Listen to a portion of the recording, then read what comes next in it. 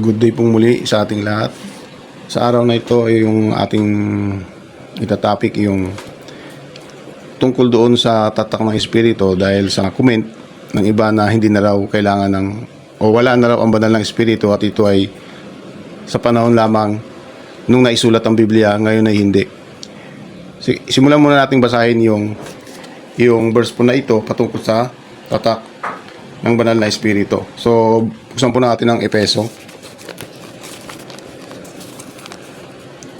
1:13. Sa pamagitan ni Kristo, kayo rin na nakarinig ng salita ng katotohanan ng magandang balita na nagdudulot ng kaligtasan at sumampalataya sa Kanya ay pinagkalooban na ipinangakong Espiritu Santo bilang tatak ng pagkahirang sa inyo. So, tatak daw ng pagkahirang sa atin ng Diyos ang Espiritu Santo. Pumunta po tayo sa isang salin ng Biblia ng Efeso 1:13. So babasahin ko po. So palataya rin kayo kay Kristo pagkarinig niyo ng salita ng katotohanan, ang ebanghelyo ng inyong kaligtasan.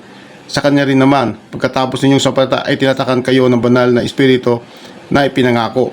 So yun din po ang sinasabi dito, tinatakan kayo ng banal na Espiritu. So tayo po ay tinatakan ng banal na Espiritu ng Diyos bilang sariling Kanya. Saan po natin mababasa din yan? Sa 2 Korinto 1:21-22. So ang gagamitin ko pong salin dito ay hindi po yung MBB para mas malinaw ang pagkakabanggit dito na tayo ay sariling Kanya. Sabi rito, ang Diyos ang nagpapatibay sa atin at ang ating pakikipag-isa kay Kristo. Pinili tayo at tinatakan niya tayo bilang tanda na tayo'y Kanya.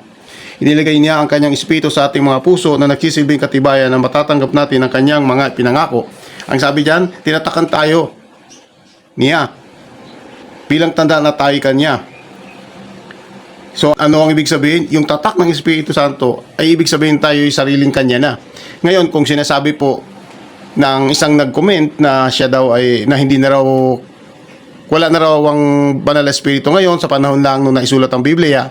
So sinasabi niya na lumalabas na hindi na pag-aari ng Diyos. Kasi kung ang isang sumampalataya ay hindi tinatakaan ng banal na Espiritu o wala ng banal na Espiritu, hindi masasabing sariling Kanya. At tandaan po natin, yung tatakbo na yan ay magiging katibayan yun na matatanggap natin yung pangako ng Diyos. Ano ba yung pangako niya?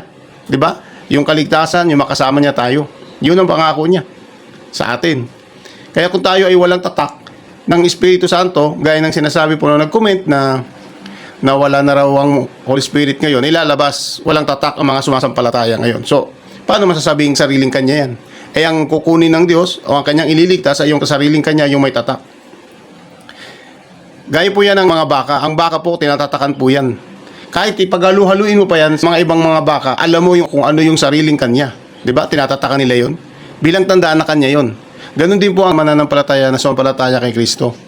Lahat ng sumampalataya ay tinatatakan niya bilang sariling Kanya at ang tatak na yan ay ang banal na Espiritu. Kung wala ang banal na Espiritu, gaya ng sinasabi sa comment, baka hindi ka Kanya. Baka hindi ka Kanya. Kasi sinasabi mo na wala nang banal na Espiritu ngayon. Kaya nakakalungkot na kapag ganito ang katuruan o tinuturo, yun ang maliligaw. Aalisin mo na ang banal na Espiritu sa tao. Nasaan ang kaligtasan nun? At ano ang patunay? Gaya ng sinabi ko na kapag ang tao ay sumampalataya kay Kristo, kapag tunay ang pananampalataya nun, mananahan sa Kanya ang Holy Spirit. Confirmation yun na tunay. Kapag ikaw ay sumampalataya pero hindi nananahan sa iyo ang banal na Espiritu, isa lang ibig sabihin nun, hindi patunay o hindi totoo ang pananampalatayang yun. Pero once na totoo ang iyong pananampalataya, ang banal na Espiritu ay mananahan sa iyo. Yun ang magiging tatak, yung banal na Espiritu na magiging Kanya at yun ang magiging katibayan na tayo ay ililigtas niya.